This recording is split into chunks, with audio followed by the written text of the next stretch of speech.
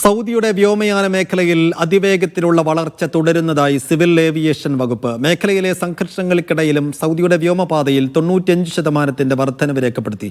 പ്രതിദിനം 1300-ലേറെ വിമാനങ്ങളാണ് സൗദിയുടെ വ്യോമാതിർത്തിയിലൂടെ ഈ ദിവസങ്ങളിൽ കടന്നുപോയത്.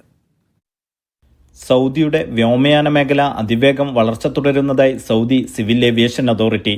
സമീപകാലത്ത് മേഖലയിലുണ്ടായ സംഘർഷങ്ങൾക്കിടയിലും സൗദിയുടെ വ്യോമമേഖല പ്രതിസന്ധികളെ അതിജീവിച്ചതായി അതോറിറ്റിയുടെ പുതിയ റിപ്പോർട്ട് വെളിപ്പെടുത്തുന്നു. ഇസ്രയേൽ-ഇറാൻ സംഘർഷത്തിനിടെ വ്യോമഗതാഗതത്തിന്റെയും വ്യോമ റൂട്ടുകളുടെയും സുഗമമായ ഒഴുക്ക് നിലനിർത്താൻ സൗദിക്ക് ആയി. രാജ്യത്തിന്റെ വ്യോമാതിർത്തി തുറന്ന് പ്രവർത്തിച്ചു. പ്രതിദിനം 1300-ലധികം വിമാനങ്ങൾ ഇക്കാലയളവിൽ സൗദിയുടെ വ്യോമപാത വഴി സർവീസ് നടത്തി.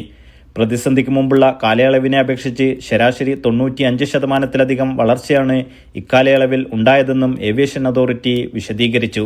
220-ലധികം വിമാന കമ്പനികളാണ് രാജ്യത്തിന്റെ വ്യോമാതിർത്തിയിലൂടെ പറക്കുന്നത്. വർദ്ധിച്ചുവരുന്ന ട്രാൻസിറ്റ് വിമാനങ്ങളെ ഉൾക്കൊള്ളുന്നതിനായി അന്താരാഷ്ട്ര സിവിൽ ഏവിയേഷൻ ഓർഗനൈസേഷന്റെ മാനദണ്ഡങ്ങൾ കർശനമായി പാലിച്ചുകൊണ്ടാണ് സർവീസുകൾ.